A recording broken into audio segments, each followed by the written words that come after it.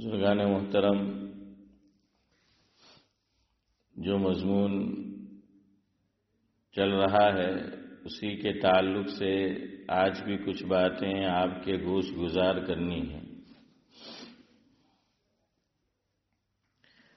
حضرت نبی کریم صلی اللہ علیہ وسلم کا ارشاد ہے کہ اذکروا محاسن موتاکم۔ مفہوم یہ ہے کہ اپنے مردوں کے محاسن، کمالات، خوبیاں یہ تم بیان کرو۔ اور کل میں آپ کو یہ بتا رہا تھا کہ مرنے والے کی برائی کرنے سے روکا گیا ہے، منع کیا گیا ہے۔ اور حکیم الاسلام حضرت مولانا قاری محمد طیب صاحب نور اللہ مرقدہ، سابق محتمم ام المدارس دارالعلوم دیوبند، حضرت کا یہ ملفوظ ہے جس کا خلاصہ یہ ہے کہ اسلام کی یہ خوبی ہے کہ وہ جب کسی چیز سے روکتا ہے تو صرف اس سے روکتا نہیں ہے، بلکہ جو چیزیں وہاں تک پہنچانے والی ہوتی ہے، یعنی سبب بنتی ہے، تو شریعت نے اس سے بھی روک دیا تاکہ معاملہ وہاں تک پہنچے ہی نہیں۔ جیسے شرک سے روکا شریعت نے، تو صرف شرک سے نہیں روکا بلکہ اسباب شرک سے بھی روکا ہے، یعنی جو چیزیں شرک تک پہنچا سکتی ہیں شریعت نے اس سے بھی روک دیا۔ اسی لیے دیکھیے کسی ولی کو تو چھوڑیے آپ، نبی کو بھی سجدہ کرنا جائز نہیں ہے، نبی کو بھی۔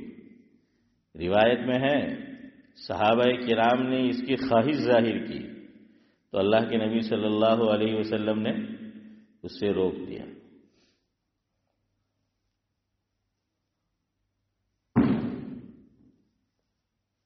یہ کیوں بند کر دیا؟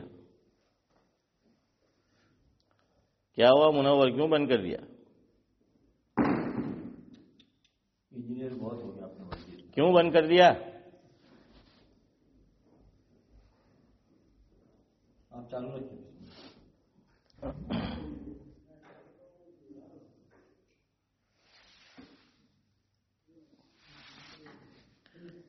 جی،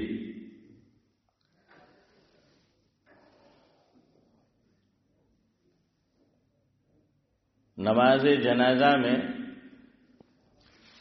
اسی لیے رکوع اور سجدہ نہیں رکھا۔ کیوں؟ سامنے کیا ہے؟ میت ہے۔ اور جو مسلمان اگر رکوع اور سجدہ رکھتے بھی تو ان کی نیت تو یہ ہوتی کہ ہم رکوع اور سجدہ کس کے لیے کر رہے ہیں؟ اللہ تعالیٰ کے لیے۔ لیکن شریعت نے اس کا بھی لحاظ کیا کہ عمل کرنے والوں کی نیت چاہے صحیح اور درست ہے، لیکن جو دیکھنے والے ہیں کہیں وہ غلط فہمی کا شکار نہ ہو جائے، کہ کہیں وہ غلط فہمی کا شکار نہ ہو جائے۔ چلے ان الذین آمنوا کو چھوڑ دے، جو بیچارے ایمان کی دولت سے محروم ہیں، اگر وہ دیکھتے تو وہ سوچتے کہ ہم بت کے آگے ڈنڈوت کرتے ہیں، جھکتے ہیں، تو یہ لوگ بھی تو وہی عمل کر رہے ہیں جو ہم کرتے ہیں۔ اس لیے رکوع اور سجدہ نہیں رکھا نماز جنازہ میں، بلکہ اس سے آگے نماز جنازہ کو چھوڑیے، قبر پر میں اور آپ حاضری دے تو وہاں پر تلاوت تو کر سکتے ہیں کہ تلاوت کر کے مردے کو کیا کر دے؟ بخش دے، ثواب کا ایصال کر دے، یعنی ثواب پہنچا دے۔ لیکن اگر کوئی ہاتھ اٹھا کر دعا کرنا چاہتا ہے تو اسے کہا گیا کہ اپنا رخ کدھر کر لے؟ قبلے کی طرف کر لے، اور قبر کی طرف کیا ہو جائے؟ پیٹھ ہو جائے۔ باقی طریقہ فقہا نے یہ لکھا ہے جب قبر پر حاضری ہو تو کہاں کھڑے رہنا چاہیے؟ تو فقہا نے یہ لکھا کہ میت کا جہاں پر چہرہ ہوتا ہے وہاں جا کر کھڑا ہونا چاہیے۔ ہم لوگ بہت سی مرتبہ یا تو سینے کے پاس کھڑے ہو جاتے ہیں، یا درمیان میں کھڑے ہو جاتے ہیں، یا پاؤں کے پاس کھڑے ہو جاتے ہیں۔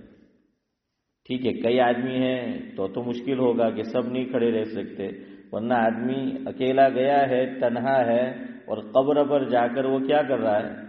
ایصال ثواب کرنا چاہتا ہے، تلاوت کر رہا ہے، تو وہ بالکل جو میت کا چہرہ ہوتا ہے وہاں جا کر وہ کھڑا رہے گا۔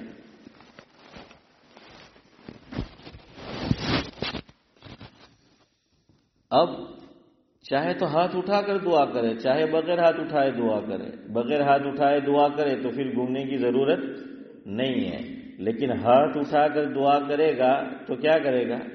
چہرہ قبلے کی طرف کرے گا اور پیٹھ یہ قبر کی طرف جو ہے وہ ہو جائے گی۔ تو میں آپ کو بتا رہا تھا کہ شریعت کا یہ حسن ہے کہ وہ کسی چیز سے روکنا چاہتا ہے تو صرف یہی نہیں کہ اس سے رک جاؤ، بلکہ اس سے پہلے سے جو ہے وہ منع کر دیا۔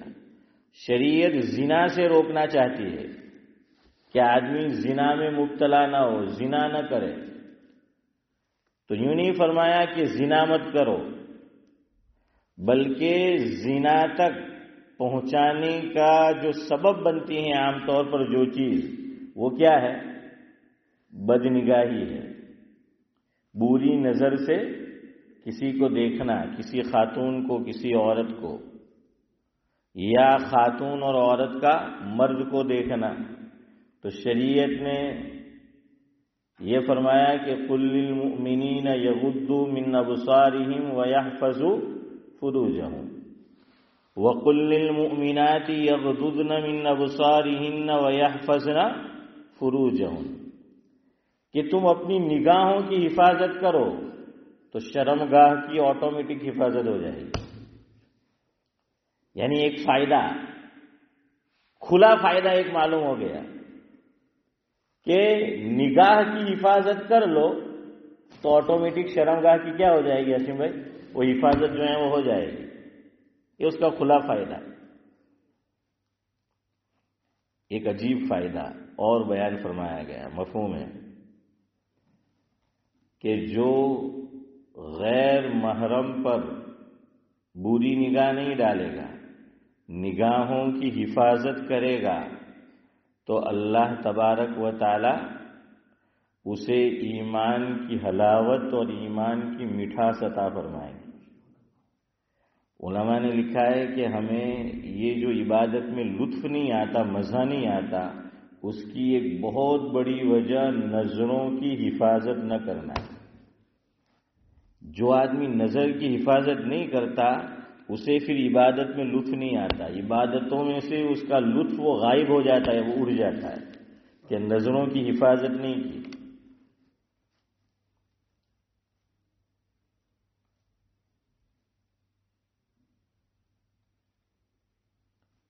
اور یہ بڑا مشکل ہے، یہ اللہ نے ایسی بنائی ہے آنکھ کو اور پلکیں، ایک سیکنڈ میں نیچے جھکا لو یا ایک سیکنڈ میں اوپر جو ہے کر لو۔ اور آدمی بد نگاہی کیسے کرتا ہے؟ کوئی دیکھ رہا ہے تو نظر ہٹا لی، نہیں دیکھ رہا ہے تو نظر ڈال دی۔ اسی لیے اقبال نے کہا، اکبر الہ آبادی نے سعد اللہ صاحب کہا کہ اس میں بڑے بڑے بھی مبتلا ہے، کہ جو کیا ہے نیک سمجھے جاتے ہیں، دیندار سمجھے جاتے ہیں، یہ بد نگاہی کے فتنے میں، بد نگاہی کے عذاب میں۔ تو اکبر الہ آبادی نے شیخ صاحب لکھا ہے کہ شیخ خلاف قبلہ تھوکتے بھی نہیں، شیخ خلاف قبلہ تھوکتے بھی نہیں اور اندھیرے اجالے میں چکتے بھی نہیں۔ تو یہ نظروں کی جو ہے وہ حفاظت، یہ بہت ضروری ہے۔ عبادتوں میں لطف نہیں آتا تو دیکھیے کہ کہیں ہم اپنی نظروں کو جہاں نہیں ڈالنا چاہیے وہاں تو نہیں ڈال رہے ہیں۔ اور آج کے دور میں یہ دیکھو جو میرے ہاتھ میں یہ بھی داخل ہے، اس میں آپ جائیں گے ہر طرح کی چیزیں آپ کو ملے گی۔ اس میں اگر نامحرم عورتوں کو دیکھا، غیر محرم عورتوں کو دیکھا، چاہے وہ ٹک ٹاک ہو، ایف بی ہو، انسٹا ہو، یوٹیوب ہو، جتنے بھی سوشل پلیٹ فارم جو ہیں تو اس کا بھی وہی گناہ ہے۔ اب لوگ ادھر نہیں تو اس کے اندر جو ہے وہ نہ دیکھنے کی چیزیں آدمی جو ہے وہ دیکھتا ہے۔ بہرحال میں آپ کو یہ بتا رہا تھا کہ اس کا ایک فائدہ یہ بتایا گیا کہ جو نظروں کی حفاظت کرے گا تو اسے عبادت میں حلاوت اور لذت محسوس ہوگی۔ اور علماء نے لکھا کہ جب عبادت میں لذت اور حلاوت محسوس ہو، اس کا مطلب یہ ہے کہ اس کا خاتمہ پھر ایمان پر ہوگا۔ تو دیکھیے نظروں کی حفاظت ایمان پر خاتمے کی اور حسن خاتمہ کا کیا بن رہی ہے؟ سبب جو ہے وہ بن رہی ہے۔ تو میں یہ بتانا چاہتا تھا کہ صرف یہ نہیں کہا کہ زنا سے رک جاؤ، بلکہ وہاں تک پہنچانے والی جو چیز ہے وہ کیا ہے؟ بدنگاہی ہے، بد نظری ہے۔ تو اس سے بھی جو ہے وہ روک دیا تاکہ معاملہ وہاں تک نہ پہنچے۔ اب آ جائیے اصل بات پر۔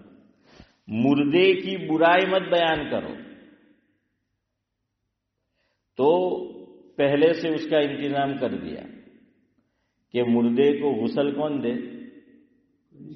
جو اس کے قریبی رشتہ دار ہے، جو قریبی لوگ ہیں وہ دے، تاکہ اللہ نہ کرے اگر مردے کے اندر کوئی ایسا عیب دیکھ لیا، کوئی غلط چیز جو ہے وہ محسوس کی، تو اس کے قریبی لوگ ہوں گے تو الیاس بھائی وہ باہر جا کر لوگوں کو نہیں بتائیں گے۔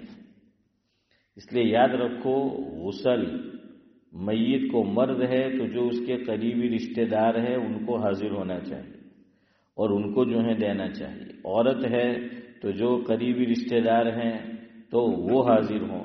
ہاں، یہ غسل میت جو ہے ذاکر بھائی، لوگ کہتے ہیں کہ بھائی ہمیں نہیں آتا دینا، تو اس لیے لوگ حاضر نہیں ہوتے اور غسل نہیں دیتے۔ تو یاد رکھیے یہ بالکل ویسا ہی غسل ہے جیسا میں اور آپ جمعہ کا غسل کرتے ہیں، اس میں کوئی نئی بات نہیں ہے۔ میت کو غسل دینا کوئی الگ سے کوئی مخصوص طریقہ آپ سمجھ چچا نہیں ہے۔ جیسے ہم لوگ خود غسل کرتے ہیں اپنا، تو ویسے ہی میت کو جو ہے وہ دینا ہے، کوئی الگ سے طریقہ نہیں ہے۔ ٹھیک ہے، پھر بھی آدمی نہیں جانتا تو جو جاننے والے ہیں ان کو کہے کہ آپ ہمیں بتاتے جائیے، ہم کیا کرتے ہیں، وہ غسل وہ دیں گے اپنے بندے کو، اپنے رشتہ دار کو، تو وہ بتاتا جائے گا اور آپ اس طریقے سے کرتے جو ہیں وہ جائیے جیسے ہم غسل کرتے ہیں۔ دیکھیے میں بہت آسان آپ کو طریقہ بتاتا ہوں، چلتے سنتے جائیے آپ۔ کوئی اس میں الگ سے یہ نہیں ہے، ایک دو چیزیں خالی الگ سے آئے گی، وہ بھی ضروری نہیں ہے کرنا۔ آپ نے کیا تو ٹھیک ہے، نہ کیا تب بھی کوئی حرج نہیں ہے۔ اب آپ مجھے بتاتے جائیے، بولیے گا آپ لوگ۔ میں اور آپ جب غسل کریں گے تو پہلے کیا کرنا ہے؟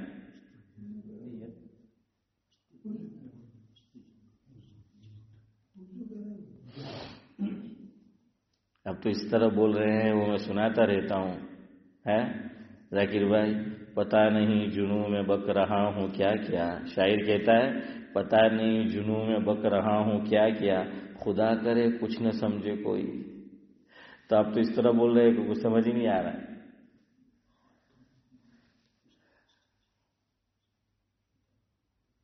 وضو کرنا ہے، پہلے کیا کرنا ہے؟ وضو کرنا ہے۔ جب بھی غسل کرو ابراہیم بھائی پہلے کیا کرنا ہے؟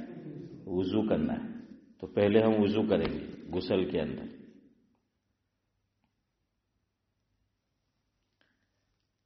حالانکہ غسل میں وضو انکلوڈ ہو جاتا ہے، کیونکہ غسل کا ایک فرض کیا ہے؟ پورے بدن کو دھونا، اور بال کے برابر جگہ خشک اور ڈرائی نہ رہ جائے۔ تو آ گیا نا، لیکن پھر بھی بتایا گیا عبدالحفیظ چچا کہ کیا کرے؟ پہلے وضو کرے. غسل جب ہم کریں گے چاہے مرد ہو یا عورت ہو پہلے کیا کرنا ہے؟ وضو جو ہے وہ کرنا ہے. اب وضو ہم کریں گے تو وضو میں کتنے فرض ہیں؟ 4 فرض ہیں. ٹھیک ہے نا. اب اس کے بعد جو فرض کے علاوہ چیزیں ہیں وہ بھی ہم کرتے ہیں، لیکن میت کے لیے علماء نے یہ لکھا کہ جب وضو میت کو کرائیں گے تو خالی فرائض پر اکتفا کریں گے. کس پر اکتفا کریں گے؟ خالی فرائض پر اکتفا کرنا ہے. تو فرض کتنے ہیں؟ 4 ہے. نمبر 1 چہرہ دھونا، نمبر 2 سر کا مسح کرنا، نمبر 3 ہاتھوں کو نصیر بھائی کوہنیوں سمیت جو ہے وہ دھونا ہے، اور نمبر 4 کیا ہے؟ پاؤں کو دھونا ہے. تو اب کیا رہ گیا؟ منہ میں پانی نہیں ڈالنا ہے، ناک میں پانی نہیں ڈالنا ہے، مسح نہیں کرانا ہے. یہ چیزیں نہ کرائی تو کوئی حرج نہیں، اور اگر کرانا بھی چاہے تو کرا دیجئے کہ اس کے ناک میں. لیکن یہ ہے لکھا ہے کہ مردے کو صرف کیا کرو؟ فرائض پر اکتفا کرو کہ 4 جو وضو کے فرض ہے وہ مردے کو دھلائے جائے. اس کے بعد غسل ہے. غسل کے اندر کتنے فرض ہیں؟ 3 فرض ہیں. کیا ہے؟ کلی کرنا، ناک میں پانی ڈالنا، اور پورے بدن کو دھونا کہ بال برابر جگہ بھی خشک اور ڈرائی یہ نہ رہ جائے. تو ہو گیا. تو میت کو پہلے 4 فرض کیا کر دو؟ چہرہ دھلا دو، ہاتھ دھلا دو، اور سر کا کیا کر دو؟ مسح کر دو، پاؤں دھلا دو. یہ وضو ہم نے کرا دیا. اور اس کے بعد غسل. تو غسل میں 3 فرض بتا دیے. البتہ اتنا خیال رکھنا ہے مجھے اور آپ کو بھی، میں اور آپ بھی غسل کریں گے تو اس میں یہ ہے کہ پہلے سیدھی طرف سے ابتدا کرنا ہے. کیا کرنا ہے پہلے؟ ہاں سیدھی طرف. تو جو سیدھی طرف ہے اس کو پہلے دھو لو، اور الٹی طرف ہے اس کو بعد میں دھو. اس کے بعد تو مردے کے ساتھ بھی ایسا ہی ہے کہ پہلے کیا کرو؟ اس کا جو سیدھی طرف کا حصہ ہے مردے کا، میت کا، وہ اس کو دھلا دو، اور اس کے بعد وہاں کا جو ہے وہ اس کو جو ہے وہ دھلا دو. اب زندہ آدمی جب غسل کرتا ہے وہ منہ میں پانی ڈالے گا، کلی کرے گا تو پانی باہر نکال دے گا، وہ اس پہ قادر ہے کیونکہ اس میں زندگی ہے. اور ناک کے اندر بھی وہ پانی ڈالے گا، وہ باہر آئے گا. اب یہ میت ہے، یہ 2 کام میت نہیں کر سکتا یا نہیں کر سکتی کہہ لیجیے. تو کیا کرنا ہے؟ وہ جو روئی ہوتی ہے تو اس کے ذریعے سے یہاں صاف کر لینا ہے پانی سے. پھایا اس کو کیا بولتے ہیں؟ روئی کا پھایا. گجاری میں ہوں کہ پھایا گیا. تو اس کو جو ہے وہ یہاں پر 3 مرتبہ وہ گھما لیا. اب اندر منہ میں پانی نہیں ڈالنا ہے ورنہ وہ اندر چلا جائے گا، میت تھوڑی باہر پانی نکالے گا. اس لیے یہاں اوپر اس کو 3 مرتبہ. اور پھر وہی روئی کا پھایا ناک صاف کرا دو. یہ سیدھا اس کو کر کے ایک طرف سے صاف کیا اور دوسری طرف سے جو ہے وہ اس کو صاف کر لیا. تو یہ ایک الگ سے جو ہے یہ 2 چیزیں اس کے اندر ہو گئی. اب پورے بدن پہ پانی ڈال دیا ہے، سیدھی طرف بھی الٹی طرف بھی. تو ہم لوگ بھی کیا کرتے ہیں کہ صابن یا جو چیز بھی آدمی بدن پر ملے گا تو ڈرائی ہے، اگر باڈی خشک ہے تو وہ چیز صحیح طرح لگے گی نہیں. تو باڈی کو ہم پہلے کیا کرتے ہیں؟ تر کرتے ہیں، بھگوتے ہیں. تو اس لیے پہلے میت کو اور مردے کی باڈی کو کیا کر دو؟ پورا غسل کرا دو، وہ بھگو دو. اب پرانی کتابوں میں یوں لکھا ہے، آپ کو ملے گا کہ بیری کے پتے، نہیں بھائی دیکھا ہوگا آپ لوگوں نے کہ پہلے بیری کے پتے، بورڈی الیاس بھائی، ہاں، تو اس کے جو پتے ہوتے وہ پانی ہوتا تھا وہ ڈالا جاتا تھا. کیوں؟ اس سے بدن اچھی طرح صاف ہوتا ہے. اب بیری کے پتے ڈالنے کی ضرورت نہیں ہے. کیوں؟ یہ جو صابن آ گئے ہیں، اور دوسرا وہ کیا بولتے ہیں؟ جیل یا کیا بولتے ہیں؟ ہاں شیمپو. جی جزاک اللہ. کہ شیمپو، شاور جیل، یہ جو ہے یہ بھی وہی کام کرتی ہے جو بیری کے پتے کرتے تھے. تو بیری کے پتے کی ضرورت نہیں ہے. اور اگر ہوتے تو આપણે બધા ઇન્ડિયાથી પાર્સલથી મંગાવવું પડે અશફાકભાઈ. હે એ બધું સમજાય? કાં બોડી હોદવા જવાના? جیسے آپ تو کہ باندھنے بوڈی نہیں فلانا ہاتھے دوستی نہیں ہے وہ بولتے ہیں نا، تو وہ اب یہاں تو جو ہے وہ ہوتے نہیں، تو خیر یہ صابن وغیرہ اب وہ لگا دو. اس میں بھی لگانے میں بھی ابتدا کہاں سے کرو؟ سیدھے ہاتھ کی طرف سے، سیدھی طرف سے، اور پھر الٹی طرف سے، اور پانی بہا دیا، ہو گیا. اب ایک چیز شروع میں ہم کراتے ہیں، استنجا، کہ کیا کرائے گا؟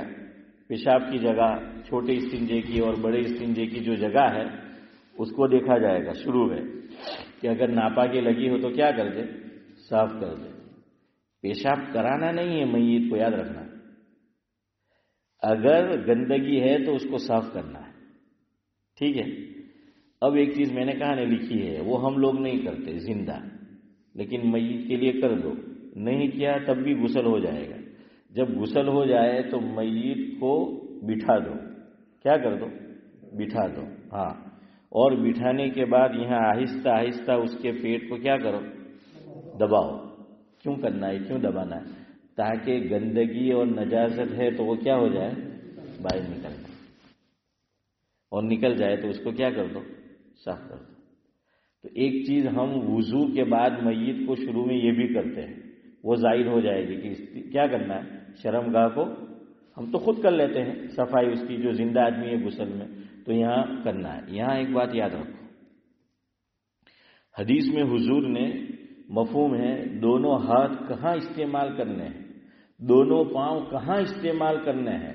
یہ بھی ناصر بھائی اسلام کا حسن ہے، اس نے بتایا ہے. یہ نہیں کہ ہمارے جو جی میں آیا وہ کر دیا، نہیں، یہ بھی بتا دیا کہ سیدھا ہاتھ کہاں استعمال کرنا ہے، الٹا ہاتھ کہاں استعمال کرنا ہے، سیدھا پاؤں کہاں استعمال کرنا ہے، الٹا پاؤں کہاں استعمال کرنا ہے. اللہ اکبر. حضرت عائشہ رضی اللہ تعالیٰ عنہ روایت کرتی ہے، اس سے علماء نے لکھا ہے کہ حضور نے بتا دیا کہ یہ کہاں استعمال کرنا ہے. اب غسل میں اچھے خاصے لوگ ہاشم بھائی یہ غلطی کرتے ہیں، دیکھ لینا آپ، یہ جو میں آگے بات بتانے جا رہا ہوں. تو یہ کیا ہے؟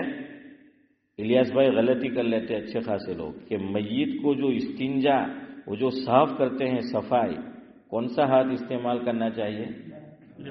لیفٹ. ذاکر بھائی کرنا چاہیے، لیکن کرتے لوگ رائٹ ہے. اس موقع پر یاد نہیں رکھتے یا یاد رہتا نہیں ہے تو کیا کریں گے؟ دوسری بات، غسل میں مردے کی ایک اور چیز، یہ جو سطر ہے ہمارا، بلا ضرورت آدمی خود کے سطر کو بھی نہ دیکھے.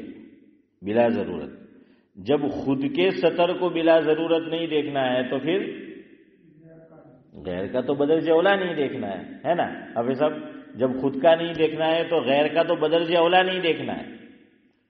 تو ایک تو سطر کو نہ دیکھے، اس لیے غسل دے میت کو تو اہتمام کرے کہ اس کا سطر نظر نہ آئے. سطر کہاں سے کہاں تک ہے؟ ارے یار سعد اللہ بھائی، آپ تو یہاں تک پہنچ گئے ہیں. شافی ہے تو کیا ہے، یہ وافی ہے، اتنا کافی ہے. اس میں اس میں کوئی نہیں کہاں معاف ہے. ان کے یہاں تو رخصت ہے، ہمارے سے یہ تو زیادہ جا رہے ہیں. ارے نہیں ہے یار، اس سے اچھا ہے میرا، آپ یہ پکڑ لو. ہے کہاں ہے؟ یہاں سے، ناف سے لے کر گھٹنے. اب یہاں مسئلہ ہے، یاد رکھو، ایک اور مسئلہ یاد رکھنا، آپ کو کام دے گا. ہم ایسی جگہ رہتے ہیں اشفاق بھائی کہ سالا بڑا પચરંગી આપણે કે ને, આપણે બધા પચરંગીમાં રહેલા છે લંડનમાં. દુનિયાભરથી લોકો આવેલા, જાત જાતના ને ભાત ભાતના લોકો બધા આવેલા. તો ઇલિયાસભાઈ આપણે ગામડામાંથી એક તો રહીને આવલા યાર, મેંડકના કુવા, હું કે કુવાના મેંડક આપણે. तो अब वहाँ सिर्फ एक खास किस्म की चीजें देख के हम आए होते हैं, और यहाँ आते हैं तो फिर अचंभे में पड़ जाते हैं कि यार लोग अजीब अजीब तरीके से करते हैं सब. हैं, मैं नया आया तो मैं प्रेस्टन उतरा था मेरे बड़े अब्बा के यहाँ. एक मस्जिद में सादुल्ला साहिब नमाज के लिए गया प्रेस्टन में. मेरे चचा मुझको ले जाते थे. મને કે ચાલ એમ કે મગરે બધી નમાઝ એમ કે બધી મસ્જિદમાં જાય એમ કે મેં બધાને ઓળખું અહીંયા, તું પઢાવજે એમ કે તો નંબર લાગી જાય. है जाके तो कि चल अपने जाते हैं. तो वहाँ जितनी मसाजिद थी हमारे हजरात की, तो वहाँ मेरे बड़े अब्बा मुझे ले जाते थे. अल्लाह मरहूम को गरी के रहमत करे, अब्दुल रहीम मालविया. تو ایک مسجد میں ہم ذرا لیٹ پہنچے تو نماز کھڑی ہو گئی تھی، تو اب تو نماز پڑھانے کا کوئی چانس ہی نہیں. تو میں نے نماز پڑھی ابو سمجھ چچا، تو میرے بازو میں میرے پڑوس میں جو صاحب نمازی کھڑے تھے انہوں نے نماز کس طرح پڑھی پتہ ہے؟ انہوں نے بالکل آپ نے جنہیں کہ نا کال باندھو جی اللہ اکبر اور یوں ہی کھڑے ہر رکعت میں. اب تو اپنا دماغ تو چکرا رہا ہے، کبھی یہ چیز دیکھی نہیں ہے، کبھی یہ چیز دیکھی نہیں. میں نے کہا یار یہ کیا کر رہا ہے؟ کر وہ ایسا رہا ادھر نماز میں دل اپنا نہیں لگتا کہ میں نے کہا پتہ نہیں یہ کیا کر رہا ہے. تو میں موٹا باجی نے نماز پڑھی کہ میں نے کہ દીકરા બધું જોયા કરવાનું જોયા કરવાનું کہ جی جیم کرے تھے میں. تو خیر بہرحال پھر بعد میں کتاب پڑھنے کا موقع ملا تو معلوم ہوا کہ حضور نے اس طرح بھی نماز پڑھی ہے. اب اس کا مطلب نہیں کہ الیاس بھائی ہمیں فجر تھی وہ چالو کر دیا ہے، تو وہ مت کرنا. وہ خیر نماز میں بھی یاد رکھنا، جیسے شراب اللہ نے ایک دم سے یہ نہیں کہا کہ شراب سے رک جاؤ، دھیرے دھیرے کیا ہے شراب کی ممانعت آئی ہے. روزے ایک دم سے فرض نہیں ہو گئے مالداروں پر، دھیرے دھیرے وہ آئے. اسی طرح نماز کے اندر بھی دھیرے دھیرے تبدیلی آئی ہے. یہ جو ہم نماز پڑھتے ہیں نا یہ شروع میں ویسی نہیں تھی. نماز کے اندر بھی کیا ہوئی ہے وہ تبدیلیاں جو ہیں وہ ہوئی ہیں نماز کے اندر. صحیح حدیث ہے آج بھی، سنت نہیں حدیث، کہ نماز میں جائز تھا کہ آدمی دیر سے آتا اور امام صاحب نے قول باندھ دیا ہے، یعنی امام الانبیاء حضرت نبی کریم صلی اللہ علیہ وسلم نے تکبیر تحریمہ کہہ دی اور کوئی صحابی لیٹ آئے تو آ کر وہ جہاں کھڑے ہونے والے تھے، مان لو کہ اخیر میں جو کھڑے وہ ابو سمجھ چچا ہے، اب ان کے بازو میں مجھے کھڑا رہنا ہے، تو وہ آ کر پوچھتے تھے کہ کتنا میرا کچھ، وہ پوچھتے تھے. اور وہ نمازی کے لیے ابراہیم بھائی بولنا جائز تھا، ہاں اس کی نماز خراب نہیں ہوتی تھی، وہ کہتا تھا کہ بیجی رکھا ہے. پر جائز بھی ہوتے نا الیاس بھائی، تو باجی نے تو نہیں پوچھوانا ہے. ہاں نکی نہیں بھائی، جی ہاں. تو نماز میں بات چیت کرنا بھی جائز تھا، تو بات چیت میں وہی آ گیا. اسی لیے بعض عرب کو آپ دیکھیں گے کیا فون میں وہ نماز میں ہے رنگ آوا کر اٹھا انا فی الصلاۃ، تو وہ کیوں حدیث میں پڑھا ہے اس نے؟ ارے بھائی وہ منسوخ ہو چکی ہے، وہ حدیث کیا ہو چکی ہے منسوخ ہو چکی ہے. تو وہ سوچتا ہے کہ وہ حدیث پڑھ لی، تو اس لیے احادیث کو بھی سمجھنے کی ضرورت ہے. ہمارے علماء نے فرق کیا، ایک ہے حدیث اور ایک ہے سنت، اور ہمارا نام اہل السنت والجماعت ہے. ہم کس کو پکڑیں گے؟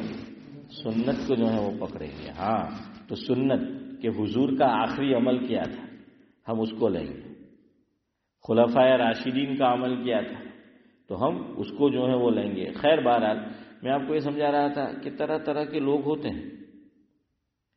امام مالک علیہ الرحمہ کے یہاں یاد رکھو، میں نے کہا نا کہ یہ سطر میں گھٹنا داخل ہے کہ نہیں یہ آپ کو سمجھانا ہے. ہمارے یہاں امام ابو حنیفہ علیہ الرحمہ کے یہاں سطر میں گھٹنا داخل ہے. چلے میں آسانی کے لیے سمجھاؤں کہ ہم جب وضو کرتے ہیں تو میری طرف دیکھیے، وضو یہاں تک کریں گے یا یہاں تک کریں گے؟ یہاں تک یا یہاں تک؟ یہاں تک ہے نا. اس کو فقہا کی اصطلاح میں کہتے ہیں غایت مغیّہ میں داخل ہے. غایت کیا ہے؟ مغیّہ میں، یعنی یہ بھی داخل ہے، یہ حصہ بھی کیا ہے یہ داخل ہے. کسی نے یہاں تک دھویا تو نہیں ہوگا، یہ بھی داخل ہے. سمجھ آ رہا ہے؟ حضرت ابو ہریرہ رضی اللہ تعالیٰ عنہ یہاں تک دھوتے تھے. حضرت ابو ہریرہ، اور ابھی شیخ زمن نے بتایا نا یہاں تک ہے. ہاں تو وہ یہاں تک جو ہے حضرت ابو ہریرہ رضی اللہ تعالیٰ عنہ دھوتے تھے. کیوں دھوتے تھے وہ پھر کبھی آپ کو سنائیں گے، آج اس کا موقع نہیں ہے. تو بہرحال یہ غایت مغیّہ میں کیا ہے داخل ہے. اسی طرح گھٹنا یہ داخل ہے، یعنی یہاں تک نہیں پہنیں گے، یہاں تک پہنیں گے. سمجھ آیا؟ یہاں تک نہیں بلکہ یہاں تک کہ یہ پورا گھٹنا کیا ہوگا ڈھکنا پڑے گا، وہ جو ہے وہ ڈھک جائے گا. تو یہاں تک نہیں بلکہ یہاں تک. اب سنو یہاں اختلاف ہو گیا ہے، اس لیے میں نے کہا کہ طرح طرح کے لوگ ہیں یہاں پر، خاص کر ہم جہاں پر رہتے ہیں. امام مالک علیہ الرحمہ ائمہ اربعہ میں سے دوسرے نمبر کے بڑے شخص حضرت امام ابو حنیفہ علیہ رحمہ کے بعد ان کے مسلک میں گھٹنا یہاں تک سطر میں داخل نہیں ہے، یہاں تک ہے. سمجھ آ رہا ہے؟ اس لیے جو مالکی لوگ ہیں وہ فٹ بال کھیلتے ہیں یا پھر سوئمنگ کرتے ہیں تو انہوں نے کہاں تک پہنا ہوتا ہے؟ یہاں تک پہنا ہوتا ہے. ارے بعض مرتبہ نماز بھی پڑھنے آتے ہیں تو کہاں تک پہنا ہوتا ہے؟ હા એટલે ઇલિયાસભાઈ પહેલા જોવાનું કે કોણ છે, નહીં તો જઈને આપણે કેવું તો क्या ढांकीने કેમ नहीं आए हो तो और आपन ढांकी दे है. समझ आ रहा है? क्योंकि उनके यहाँ क्या है, इतना ही है. जैसे इमाम मालिक अलैहि रहमा के यहाँ फजर की सुन्नत में सिर्फ सूरह फातिहा पढ़नी है, सूरज नहीं पढ़नी. यानी पढ़ेंगे तो चलेगा, पढ़ना है, लेकिन सिर्फ सूरह फातिहा भी अगर पढ़ी तो सिर्फ फजर की सुन्नत वो हो गई. क्यों? वो कहते हैं, वो फरमाते हैं, मफहूम है कि हजरत नबी करीम सल्लल्लाहु अलैहि वसल्लम ने जितनी सुन्नतें हुजूर अदा फरमाते थे सबसे तेज और फास्ट सुन्नत अगर कोई पढ़ते थे तो वो फजर की होती. बहुत फास्ट पढ़ते थे हुजूर. फास्ट का मतलब ये नहीं कि हमारी तरफ फास्ट, समझ आया? यानी खत्म होने के एतबार से, जो उसका वक्त है उस एतबार से. वरना तादील अरकान तो जरूरी है, આપણે તો એટલા જલ્દી કરે वो नहीं. तो इमाम मालिक ने ये समझा कि हुजूर पढ़ते ही नहीं था ना, कि वो छोटी सी सूरत है कुल या अय्युहल काफिरून और कुल हुवल्लाहु अहद, तो पढ़ने में कितनी देर लगी. तो इसी तरह इमाम मालिक के यहाँ ये दाखिल नहीं है. इसलिए कोई करता हो उनकी नमाज हो जाएगी, हमारी नहीं होगी. खैर, मैं आपको ये समझा रहा था कि नाफ से लेकर कहाँ तक, घुटने तक इतना हिस्सा दाखिल है. तो मैयत को गुस्ल दो तो इतना हिस्से को कवर करो, और जब कवर करेंगे धोएंगे तो टाउल 4 रखो, कि एक टाउल धो लेंगे तो वो जब धुल जाएगा, वो भीग जाएगा टाउल, तो उसमें भी फिर मैयत के जो आज़ा है, जो सतर है, वो नजर आना शुरू हो जाता है. इसलिए उसको हटा के फिर उस पर क्या डाल दो, दूसरा डाल दो, उसको तब्दील कर दो खुश. और फिर मैंने 4 क्यों कहा, 2 फिर चाहिए पूरी बॉडी क्या करने के लिए, खुश्क करने के लिए, वो ड्राई करने के लिए.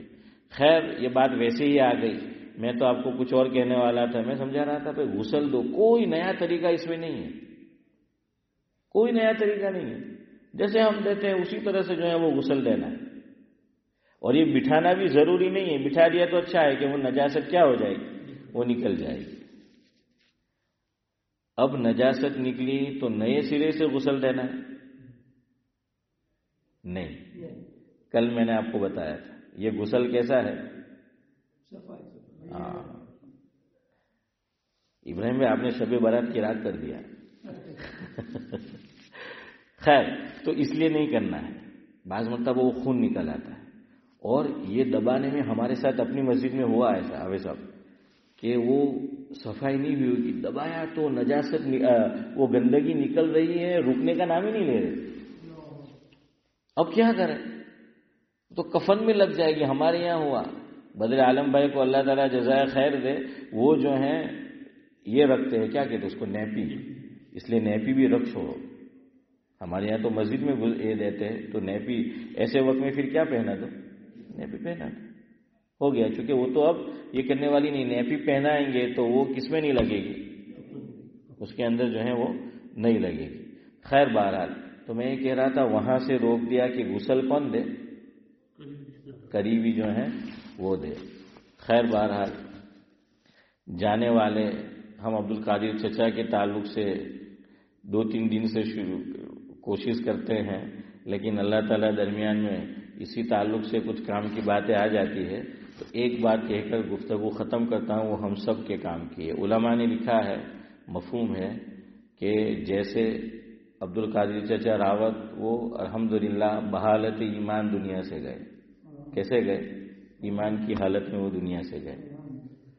तो जाने वाला तो ईमान की हालत में दुनिया से चला गया, अब उसे कोई खौफ नहीं है कि उसकी मौत ईमान पर नहीं होगी. अब उसे कोई खौफ नहीं रहा, वो तो ईमान की हालत में ईमान को बचाकर क्या है, वो चले गए. फरमाया जो बाकी है, जो जिंदा है, अब جو ایمان والا دنیا سے گیا ہے اس سے ایک چیز یہ سیکھنے کی ہے مجھے اور آپ کو، کہ جیسے وہ اس دنیا سے ایمان کی متاع، ایمان کی مایا، ایمان کا سرمایہ، ایمان کی دولت، وہ جیسے اس کو بچا کر لے گئے، ہم بھی کوشش کریں کہ جب ہم دنیا سے جائے تو بحالت ایمان جائے، ایمان کی حالت میں جو ہے وہ جائے، کہ شیطان ایسے وقت میں ایڑی چوٹی کا جو ہے وہ زور لگا دیتا ہے کہ کسی طرح مرنے سے پہلے پہلے ایمان والے سے اس کا ایمان کیا کر لے، وہ چھین لے۔ اب ہمیں ایمان کے ساتھ دنیا سے جانا ہے تو کچھ باتیں علماء نے لکھی ہے کہ اس کا اہتمام کرے تو انشاءاللہ العزیز خاتمہ کیسے ہوگا؟ ایمان پر ہوگا، حسن خاتمہ۔ میں نے آپ کو فرق بتایا تھا، ایک ہے ایمان پر خاتمہ ذاکر بھائی اور ایک ہے حسن خاتمہ۔ تو حسن خاتمہ کی اللہ تبارک و تعالیٰ سے آدمی کیا کرے؟ دعا جو ہے وہ کیا کرتا ہے، کیا کرے کہ اللہ حسن خاتمہ کی دولت سے مالا مال فرمائے۔ اب میرا اور ایمان محفوظ رہ جائے اس کے لیے دو عمل میں جو ہے آپ کے سامنے رکھتا ہوں، پھر مجلس کو ختم کرتے ہیں کہ انشاءاللہ وہ ہم نے کیا تو ہمارا خاتمہ ایمان پر ہوگا۔ ایک حدیث پاک سے مستنبط کیا ہے علماء نے، استنباط کیا ہے اس بات کا، اور دوسرا سورت میں شاید آپ میں سے کوئی جانتا ہو، حکیم فخر الدین تھے، آپ سب جانتے ہو، ناصر بھائی نے دیکھا ہوگا ہے نا، اب جاتے تھے دیکھوانا، ہاں، حضرت مولانا ابرار احمد صاحب دجوی رحمۃ اللہ علیہ کے وہ کیا ہوتے تھے؟ بہنوئی ہوتے تھے، بہنوئی۔ تو بڑا پیارا عمل انہوں نے ان کی طرف نسبت کرتے ہوئے حضرت سے میں نے سنا، وہ کیا پہلے وہ سن لیں۔ ایک وہ ہم کرتے رہے، وہ دعا، وہ اصل میں دعا ہے، وہ دعا کرتے رہے، انشاءاللہ اللہ تعالیٰ ایمان پر جو ہے وہ خاتمہ کریں گے، بلکہ حسن خاتمہ کی دولت سے مالا مال فرمائیں گے۔ شریعت کا ایک مسئلہ ہے، سنو تو پھر وہ آپ کو سمجھ آئے گی حکیم فخر الدین رحمۃ اللہ علیہ کی بات۔ شریعت کا مسئلہ یہ ہے، مثال کے طور پر میں نے یہ فون اشفاق بھائی کو دیا اور میں نے کہا کہ اشفاق بھائی آپ ذرا اس کو پکڑے، مجھے استنجا جانا ہے، ٹوائلٹ جانا ہے یا کسی کام سے جانا ہے، میں آ کر آپ سے واپس لے لوں گا۔ تو اشفاق بھائی اس کے مالک ہو گئے؟ میں پوچھ رہا ہوں آپ سے، مالک ہوئے؟ نہیں، بلکہ کیا ہے، میں نے ان کو امانت رکھوائی۔ کیا رکھوائی ہے؟ امانت جو ہے وہ رکھوائی۔ اب کوئی آدمی دیکھ رہا تھا اور میں نے اشفاق بھائی کو فون دیا، وہ آیا اور یہاں کن پٹی پہ رکھی، اللہ نہ کرے یا کچھ اور لے کر وہ چلا گیا۔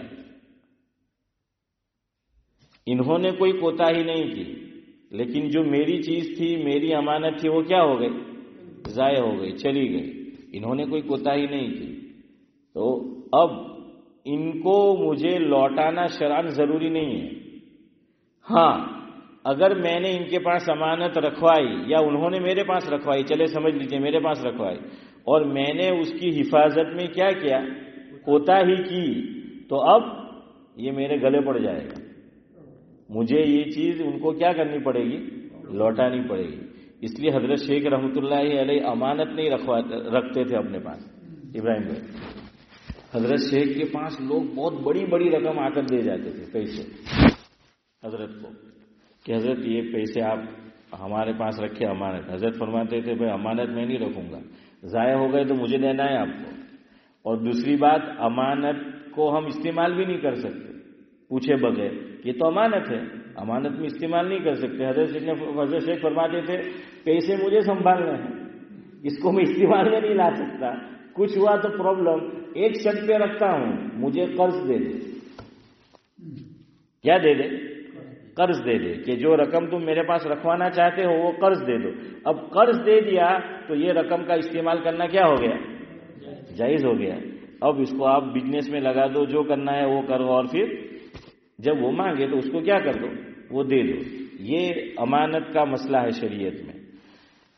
تو اب امانت جس کے پاس ہم نے رکھوائی اسے اس کی حفاظت بھی کرنی ہے، اس میں کوتاہی نہیں کرنی، کوتاہی کی تو کیا مسئلہ ہے وہ بتا دیا، اور واپس جب مانگے تو اس کو کیا کرنا ہے؟ لوٹا دینا ہے، یہی مسئلہ ہے نا۔ اللہ اکبر۔ حکیم فخر الدین رحمۃ اللہ علیہ فرماتے تھے کہ اللہ، ہم تو دنیا کی معمولی چیز اس کی حفاظت نہیں کر سکتے، تو ایمان تو بہت بڑی چیز ہے، بہت بڑی دولت ہے، بہت قیمتی دولت ہے ایمان۔ اے اللہ، شیطان جیسا ڈاکو ہے اور دشمن ہمارے پیچھے پڑا ہے، ہم اس ایمان کی حفاظت کرنے کے اہل نہیں ہیں، ہم نہیں کر سکتے۔ اور ایمان کس نے دیا؟ اللہ آپ نے ہمیں دیا ہے۔ میں جیتے جی اللہ میرا ایمان آپ کے پاس امانت رکھتا ہوں۔ کیا فرمایا؟ جیتے جی اللہ میں یہ میرا ایمان، اپنا ایمان آپ کے پاس امانت رکھتا ہوں، جب میرا دنیا سے جانے کا وقت ہو تو مجھے لوٹا دیجیے گا۔ فرمایا کہ جو اللہ مسلمانوں کو یہ کہتا ہے کہ امانت میں خیانت نہیں کر سکتے، امانت کی حفاظت بھی کرنی ہے، وقت پر لوٹا بھی دینا ہے، تو اے اللہ تیرے سے تو یعنی یہ تو ہم بول بھی نہیں سکتے، تو یہ دعا کیا کرو کہ اللہ میں اپنا ایمان کس کے پاس گروی رکھواتا ہوں، کس کو امانت دیتا ہوں؟ اللہ تجھے ہی امانت دیتا ہوں، تو واپس کیا کرنا؟ لوٹا دینا۔ دوسرا ایک عمل ہے، وہ حدیث سے ماخوذ ہے، وہ کرتے رہو، انشاءاللہ اللہ حسن خاتمہ کی دولت سے وقت پر مالا مال فرمائے گا۔ مسلم شریف کی روایت ہے، اللہ کے نبی صلی اللہ علیہ وسلم نے فرمایا، مفہوم ہے کہ مؤذن 3 کام کرنے ہیں، کہ مؤذن جو اذان پڑھتا ہے تو مؤذن جو کلمات کہتا ہے تم بھی وہی کلمات دہراؤ۔ تو مؤذن نے کیا کہا؟ بھائی اذان شروع ہوئی، اللہ اکبر اللہ اکبر، تو جواب میں کیا کہیں گے ہم؟ اللہ اکبر۔ تو اسی طرح آخر تک لا الہ الا اللہ۔ تو حضور نے فرمایا کہ جو مؤذن کہتا ہے وہی جملے تم بھی دہراؤ۔ تو حی علی الصلاۃ حی علی الصلاۃ، ہم لوگ بعض مرتبہ کیا بولتے ہیں؟ جواب دیتے لا حول ولا، یہ بھی صحیح ہے۔ اور اگر کوئی یوں کہتا ہے حی علی الصلاۃ تو وہ بھی صحیح ہے۔ کیوں؟ حضور نے حدیث میں فرمایا، مفہوم ہے کہ جو مؤذن کلمات اذان میں کہتا ہے وہی دہراؤ، وہی۔ تو حی علی الصلاۃ میں وہی کیا ہوگا؟ کہ وہی ہم کہیں گے، حی علی الفلاح میں وہی کہیں گے۔ لیکن ایک بات، فجر کی اذان میں ہم لوگ سنت کے مطابق جواب نہیں دیتے۔ وہ کیا؟ فجر کی اذان میں ایک جملہ بڑھایا گیا کہ الصلاۃ خیر من النوم، تو ہم لوگ جواب میں کیا کہتے ہیں؟ صدقت و بررت۔ یہ بھی آپ کہے لیکن بعد میں کہے، کیوں؟ حدیث میں نہیں آیا کہ یہ جواب دینا ہے۔ حدیث میں تو آیا ہے کہ الصلاۃ خیر من النوم۔ مؤذن نے جب کہا تو ہم جواب کیا دیں گے؟ کہ الصلاۃ خیر من النوم، یہی جواب دینا ہے۔ پھر آپ صدقت و بررت کہنا چاہے تو کہو، لیکن صرف صدقت و بررت کہیں گے تو سنت کے مطابق جواب نہیں ہوگا۔ سمجھ آ رہا ہے؟ اس لیے الصلاۃ، کیوں یہ حدیث ہے، حضور نے یہی فرمایا کہ جو مؤذن کہتا ہے وہی لوٹاؤ۔ چلو ایک بات ہو گئی، تو یہ اہتمام کرو، نمبر 1۔ نمبر 2، بہت سے لوگ اذان کے بعد جواب تو دیتے ہیں، دعا تو پڑھتے ہیں، یعنی اذان کا جواب بھی دے دیا الحمدللہ اور اس کے بعد دعا بھی پڑھ لی، لیکن حدیث میں حضور نے ایک جملہ بڑھایا ہے ذاکر بھائی، کہ حضور نے فرمایا کہ اذان کا جواب دے چکو، اس کے بعد مجھ پر درود پڑھو۔ تو ہم لوگ جب مؤذن کہتا ہے لا الہ الا اللہ، تو ہمارے شیخ صاحب تو ماشاءاللہ بہت زور سے پڑھتے ہیں تاکہ سب کو توفیق ہو جائے، تو اب فوراً اللہم رب ہذہ الدعوۃ التامہ جواب نہیں دینا ہے، بلکہ کیا کرنا ہے؟ نہیں دعا نہیں، اب اس سمجھتے جائے درود۔ یہ حضور نے خود فرمایا، مسلم شریف کی روایت ہے کہ اذان کے جواب کے بعد کیا کرو؟ مجھ پہ درود بھیجو۔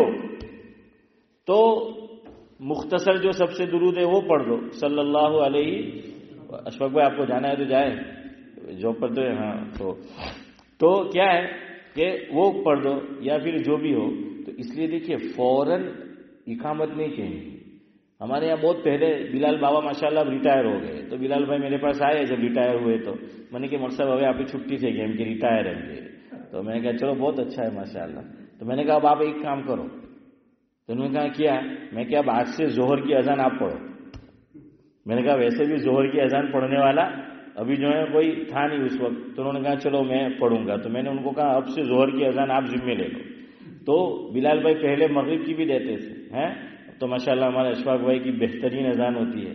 تو وہ ہے، تو بلال بھائی کیا کرتے تھے، وہ اقامت پڑھنے نہیں آتے تھے، وہاں سے اذان دے ہوئے ہے ابراہیم بھائی اذان دے ہوئے، اور پھر ادھر ایک آدمی انہوں نے تیار رکھا ہوتا ہے ٹرین کے وہاں پہ ہوئی تو جھنڈی بٹائے ہے سگنل، وہ سگنل والا جو ہے وہ ہوتا ہے. ابھی سمجھ جا ایک اس پہ یعنی صحیح بات ہے، لطیفے کا لطیفہ بھی ہے اشفاق بھائی، اور بات بھی ذاکر بھائی صحیح ہے.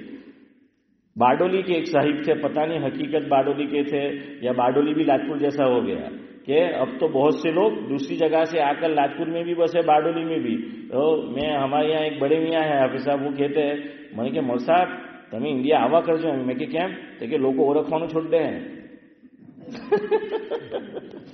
پھر کہنے لگے آگے کہ اب اتنے لوگ باہر کے آ گئے ہیں کہ اگر تم نہیں آتے رہے پابندی سے تو وہی پوچھیں گے کہ کہاں سے آئے، یعنی ہم ہی سے پوچھیں گے، ہماری زمین ہے کہ تم کیا ہے کہاں سے جو ہے وہ آئے. تو حضرت مولانا ابرار احمد صاحب دہلوی رحمۃ اللہ علیہ فرماتے تھے کہ ایک صاحب کی بے تکلفی تھی حضرت سے، اور باڈولی کے تھے، اور وہ داڑھی میں خزاب لگاتے تھے. کیا لگاتے تھے؟ خزاب. کون سے کلر کا؟ لال. تو وہ بے تکلفی تھی حضرت سے. حضرت کو کہتے تھے کہ حضرت لوگوں کو داڑھی کا پاور معلوم نہیں ہے، داڑھی کا پاور معلوم نہیں ہے. تو حضرت پوچھتے تھے کہ کیا پاور ہے داڑھی کا؟ دیکھیے اگر میں کہ مرولی چلا جاؤں اور کیبن میں کھڑا رہ جاؤں ٹرین میں، جو وہ ہوتی ہے وہ سگنل، تو کہاں کہ میں داڑھی کو بھی ہلاؤں تو چلتی ٹرین کو روک بھی سکتا ہوں اور چلا بھی جو ہے ہو سکتا ہوں. فرمایا اتنا میری داڑھی کا پاور ہے کہ وہ لال جھنڈی ہے تو کیا ہے رک جائے گی نا، اور ہری ہے تو وہ جو ہے وہ چلی جائے گی. فرمایا یہ داڑھی کا پاور ہے. تو خیر بہرحال کیا کہہ رہا تھا، ہاں بلال بھائی بابا جزاک اللہ. تو بلال بھائی کی وہ عادت تھی پہلے، تو وہاں سے کہیں گے تو اب ادھر جو بھی ہوتا تھا وہ اقامت شروع کر دیتا تھا. ارے بھائی ابھی دعا پڑھنی ہے.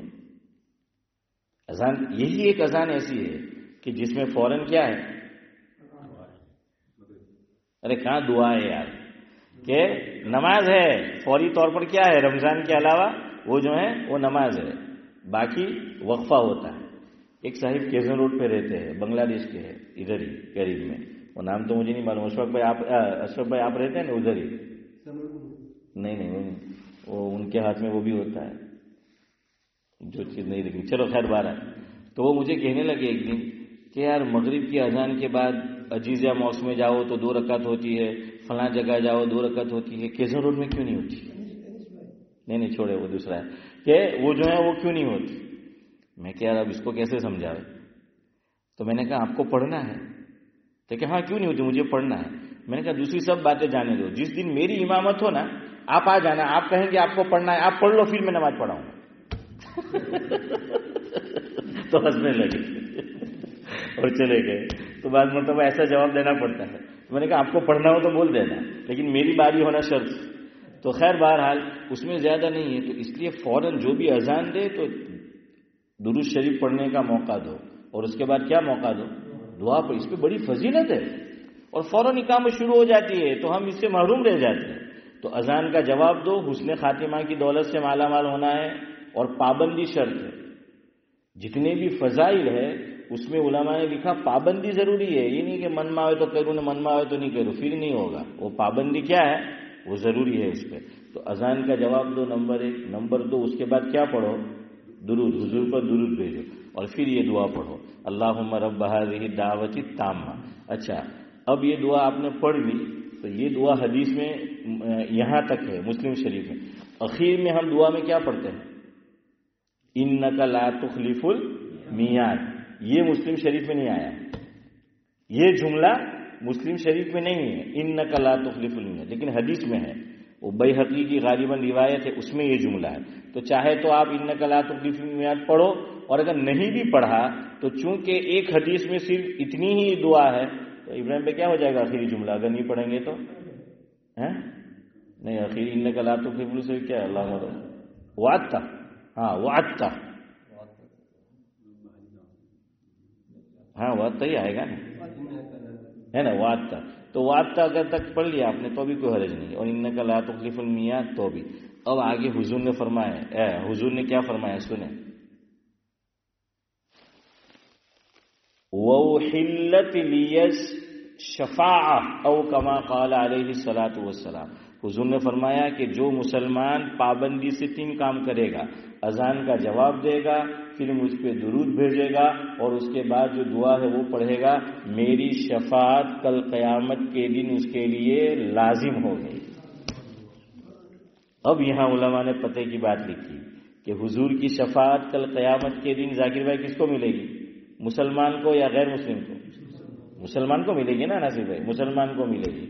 تو اب پتہ یہ چلا حدیث سے الیاس بھائی کہ اس میں خوشخبری ہے ان 3 کاموں کو پابندی سے کرنے والے کی کہ اس کا خاتمہ کس پر ہوگا، ایمان پر ہوگا۔ اللہ میرا بھی فرمائے اور آپ کا بھی۔ سبحان اللہ و بحمدہ، سبحانک اللہم و بحمدک، نشہد ان لا الہ۔ تو لال داڑھی اچھی بات ہے نہیں، اس میں کیا ہے؟